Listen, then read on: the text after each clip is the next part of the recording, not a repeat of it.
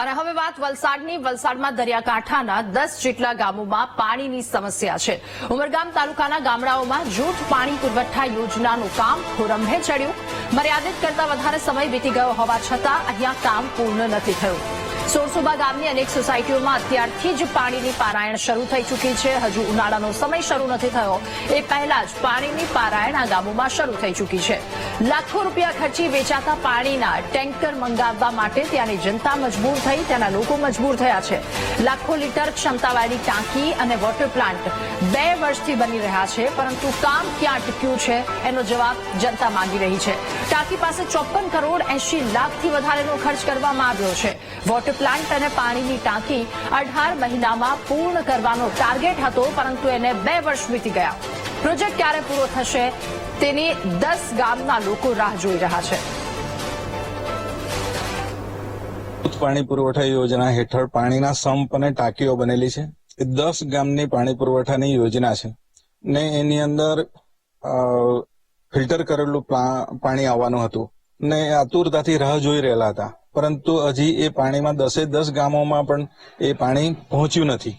આશા છે કે એ ટૂંક સમયમાં આવે અને આતુરતાથી રાહ જોઈ રહેલા છે. હવે કિનારા વિસ્તારના અમારા ગામો છે, હવે એ ગામોમાં માર્ચ મહિના પછી ક્ષારવાળું પાણી આવવાનું ચાલુ થઈ જાય છે. એ પહેલા જો પાણી આવી જાય તો એક આનંદની વાત છે, પરંતુ જ્યાં કામ અટકેલું હોય ત્યાંથી સરકારશ્રીને વિનંતી છે કે એવો પાણીનો સ્ત્રોત વહેતો. દરેક ગામની અંદર પાણી તો છે જ ભાઈ, એવું કોને કહ્યું નહીં પાણી? ચાલો હમણાં મારા ગામમાં તમને બતાવું, દરેક ફળિયામાં પાણી છે. અમે દરેક જૂથ પાણી પુરવઠા યોજના એની એક મિની જે જૂથ પાણી પુરવઠા યોજના જે ટ્રાઇબલની છે, દીવ બીજા પેટર્નની છે, તેમાં નળો મૂકી આપેલા છે, પાઇપો કરી આપેલી છે, ટાંકીઓ બનાવી આપેલી છે, બોર કરી આપેલા છે.